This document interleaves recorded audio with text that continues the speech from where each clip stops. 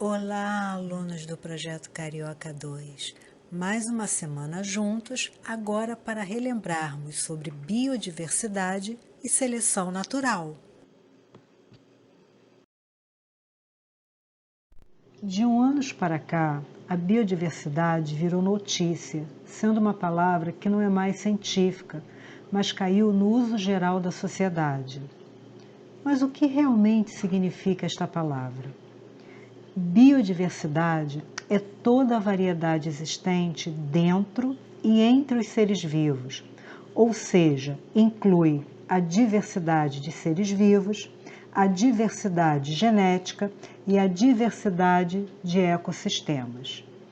Em relação à diversidade de seres vivos, fala sobre a presença de diferentes espécies de seres vivos em um ecossistema, contribuindo para a biodiversidade daquele ambiente. Em relação à diversidade genética, também chamada pool gênico de cada população, representa o número de cópias diferentes de cada gene que temos em nosso corpo, chamadas alelos. Isto leva a uma variedade de informações genéticas dentro de cada espécie, população. E a diversidade de ecossistemas consiste da variedade de tipos de habitats dentro de uma região, formando uma paisagem. A biodiversidade brasileira é assunto abordado no mundo inteiro, devido à sua riqueza de fauna e flora. O Brasil, devido à sua dimensão continental, apresenta uma variação muito grande de vida, o que implica em diferentes ecossistemas, colocando em destaque a biodiversidade brasileira, que é considerada a maior biodiversidade do mundo. Estimativas da Organização das Nações Unidas para Agricultura e Alimentação apontam que o nosso país detém 20% da biodiversidade do planeta e 30% das florestas tropicais.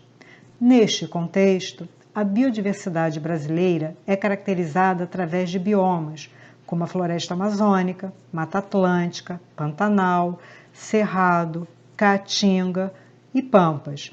Além disso, o Brasil possui uma costa marinha de 3,5 milhões de quilômetros quadrados, que inclui ecossistemas como recifes de corais, dunas, manguezais, lagoas, estuários e pântanos.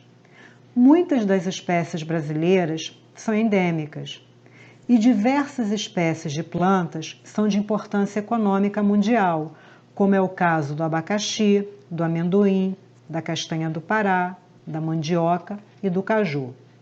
Mas não é só. O nosso país abriga também uma rica sociobiodiversidade, representada por mais de 200 povos indígenas e por diversas comunidades, como quilombolas, caiçaras, seringueiros, que reúnem um inestimável acervo de conhecimentos tradicionais sobre a conservação.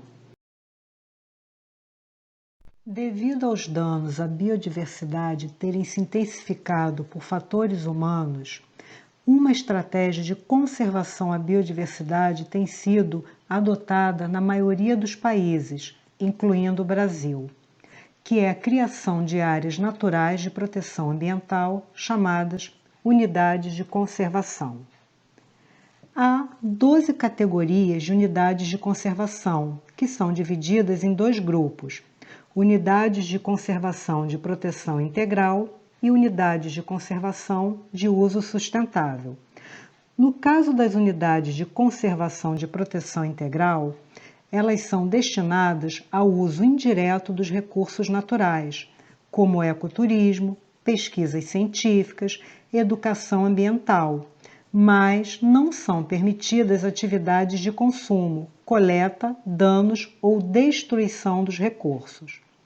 Em relação às unidades de uso sustentável, elas foram criadas para o uso consciente dos recursos sem esgotá-los, tanto das comunidades que vivem dentro delas, como de outros interessados em utilizar esses recursos, como, por exemplo, para visitação e atividades educativas.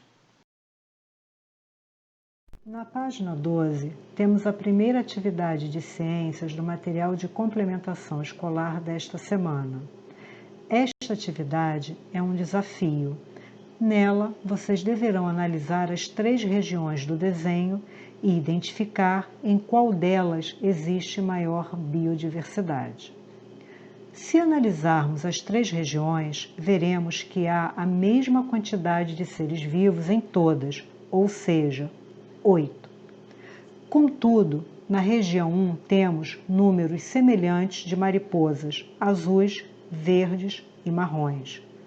Na região 2 temos a espécie de mariposa azul predominando sobre as outras. E na região 3 temos apenas 2 espécies de mariposas. Logo, concluímos que a região 1 é a que apresenta maior biodiversidade. Na página 13, temos as atividades 2 e 3. Ambas são respostas de cunho pessoal. Na atividade 2, vocês deverão opinar, escrevendo um parágrafo, se julgam que a biodiversidade do planeta vem sendo preservada.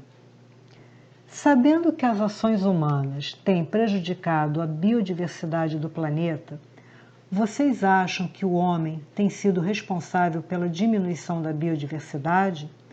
Diga a sua opinião respondendo à atividade 3. A página 15 traz a atividade 6, que vocês deverão marcar a alternativa correta baseada na leitura do enunciado da questão, que comenta que o Brasil é considerado o país com maior número de seres vivos diferentes no mundo. Logo, podemos afirmar que o Brasil tem a maior biodiversidade do mundo. Portanto, letra C. A teoria da seleção natural foi proposta por Charles Darwin em sua obra A Origem das Espécies, e é um mecanismo evolutivo que consiste em selecionar indivíduos mais adaptados a uma determinada condição ecológica, eliminando aqueles desvantajosos para essa mesma condição. É importante ressaltar que o mais adaptado refere-se à maior probabilidade de determinado indivíduo sobreviver e deixar descendentes em determinado ambiente, e não àquele que tem mais força. Segundo a seleção natural, existe uma luta constante pela sobrevivência e apenas organismos mais aptos são selecionados. Esses organismos mais aptos seriam capazes de passar suas características vantajosas aos seus descendentes. Com o tempo, as características vantajosas acumulam-se e as diferenças entre as populações ficam mais acentuadas e, assim sendo, a diferenciação da espécie original resulta em uma nova espécie. A camuflagem, por exemplo, é um recurso resultante da ação da seleção natural sobre uma certa espécie para se proteger, por exemplo, dos seus predadores. Vamos analisar a situação do slide.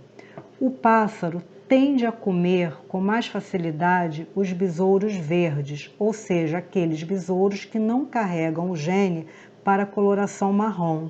Por quê? Porque os besouros marrons, devido à coloração ser semelhante à dos troncos, facilmente se camuflam. Na página 14, temos as atividades 4 e 5.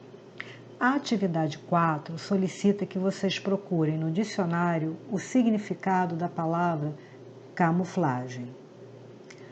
Após a leitura do Você Sabia sobre a arte da camuflagem dos ursos polares, respondam à questão 5, que vocês deverão retirar do texto quais são as principais adaptações do urso polar para sobreviver na região do Ártico.